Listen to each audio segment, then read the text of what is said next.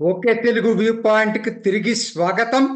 మార్చి 14న జనసేన ఆవిర్భావ సభ పిఠాపురంలో జరగబోతుంది. పవన్ కళ్యాణ్ అధికారం చేపట్టిన తర్వాత ఉప ముఖ్యమంత్రి అయిన తర్వాత జరిగే మొట్టమొదటి బహిరంగ సభ. అలానే అసలు పవన్ కళ్యాణ్ సభ కంటేనే లక్షల్లో వస్తారు. ఎటువంటి బిర్యానీ ప్యాకెట్ పెంచాల్సిన అవసరం లేదు, తాగించాల్సిన అవసరం లేదు.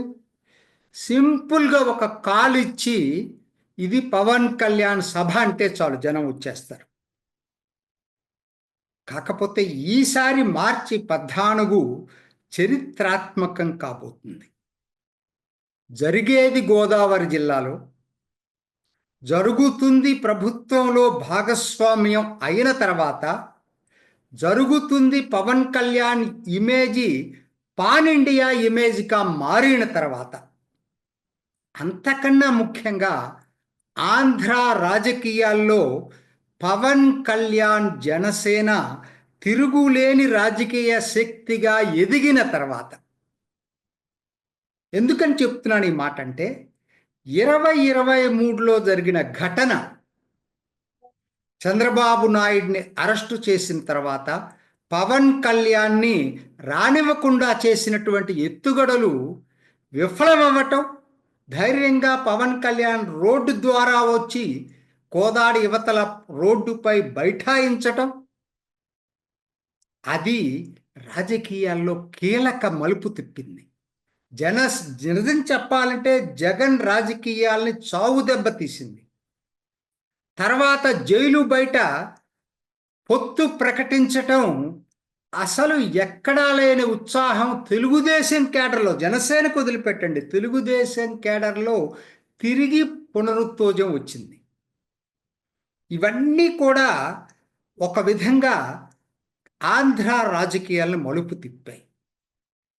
మరి అదే అధికారంలోకి 21 సీట్లు గెలుచుకున్న తర్వాత ఈ ఒక్క సంవత్సరం, దాదాపు సంవత్సరంలో చూసేటట్టయితే ఇంకా 2-3 నెలలు ఉంది సంవత్సరానికి, అసలు పవన్ కళ్యాణ్ ఇమేజీ అసలు టోటల్గా మారిపోయింది. ఎన్నికలు అయిన తర్వాత ఇంకా మారిపోయింది. ముఖ్యంగా తిరుపతిలో జరిగినటువంటి సనాతన ధర్మ పరిరక్షణ సభ మొత్తం ఆయన ఇవాళ పాన్ ఇండియా సెలబ్రిటీ అయిపోయాడు. సినిమా సెలబ్రిటీగా కాదు, పాపులర్ పొలిటికల్ స్టార్ అయ్యాడు. ఇది ఇవాళ దాంతో ఏమైపోయిందంటే జనసేన 3వ రాజకీయ శక్తిగా శాశ్వతమైంది. ఆంధ్ర రాజకీయాలు అదవరకు ఇద్దరి మధ్యనే నడిచాయి, 2 రాజకీయ శక్తుల మధ్య నడిచాయి. అటు వైఎస్ఆర్సిపి, మొదట్లో కాంగ్రెస్, తర్వాత వైఎస్ఆర్సిపి, ఇటు తెలుగుదేశం. ఇప్పుడు ఆంధ్ర రాజకీయాలు 3 రాజకీయ శక్తుల మధ్య నడుస్తున్నాయి. 3ట్లో 2 ఎటువైపు ఉంటే అటు గెలుస్తారు. ముఖ్యంగా పవన్ కళ్యాణ్ ఎటువైపు ఉంటే అధికారం వాళ్ళదే, దీన్ని ఎవరు కాదనలేరు. అయితే ఇదేంటంటే ఇంత ఇదైనా కూడా 2024 ఎన్నికల ముందు ఆయన కోర్ బేసు ప్రధానంగా ఉభయ గోదావరి, విశాఖపట్నం, ఉమ్మడి జిల్లాలు వరకు పరిమితమైంది. మిగతా చోట్ల ఎమ్మెల్యే సీట్లు గెలిచినా అక్కడక్కడ చెదురుమదురుగా. కానీ ఇవాళ ఈ 9 నెలల పీరియడ్లో సెంట్రల్ ఆంధ్ర కూడా జనసేన బ్రహ్మాండంగా విస్తరించింది. కృష్ణాలో, గుంటూరు, ముఖ్యంగా ప్రకాశం, ఉమ్మడి ప్రకాశం అసలు ఎవరు ఊహించని పద్ధతుల్లో విస్తరించింది. అలానే అరకు, పాడేరు గిరిజన ప్రాంతాల్లో కూడా విస్తరించింది. ఉత్తరాంధ్రలో దానికి పునాదులు బ్రహ్మాండంగా పడ్డాయి. రాయలసీమలో ఆశలు చిగురించాయి. ఈ నేపథ్యంలో జరిగేటువంటి అద్భుతమైనటువంటి ఆవిర్భావ సభ, అది నేపథ్యం.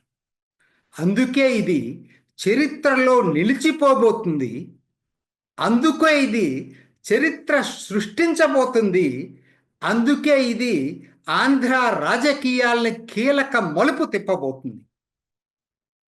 ఈ సభ ఇప్పటిదాకా రెండే దారులున్న ఆంధ్ర రాజకీయాల్లో బలమైన మూడో దారిని ఏర్పరచబోతుంది. ఒక్క మాటలో చెప్పాలంటే ఆంధ్ర రాజకీయాలు మార్చి 14కి ముందు, ఆంధ్ర రాజకీయాలు మార్చి 14 తర్వాత లాగా మారిపోబోతుంది. అందుకే అందరి కళ్ళు మార్చి 14 వైపు, మీతో పాటు నేను ఆసక్తిగా ఎదురు చూస్తున్నా. ఇది ఈనాటి ఓకే తెలుగు వ్యూ పాయింట్. మరొక ఎపిసోడ్లో మళ్ళీ కలుసుకుందాం. నమస్తే. చూసారు కదండి, మరి ఈ వీడియో కనుక మీకు నచ్చినట్లయితే ఒక లైక్ కొట్టేసి మీ అభిప్రాయాన్ని కూడా కామెంట్ బాక్స్లో తెలియజేస్తూ ఇలాంటి ఇంట్రెస్టింగ్ అప్డేట్స్ కోసం మా ఛానల్ని సబ్స్క్రైబ్ చేసుకోండి.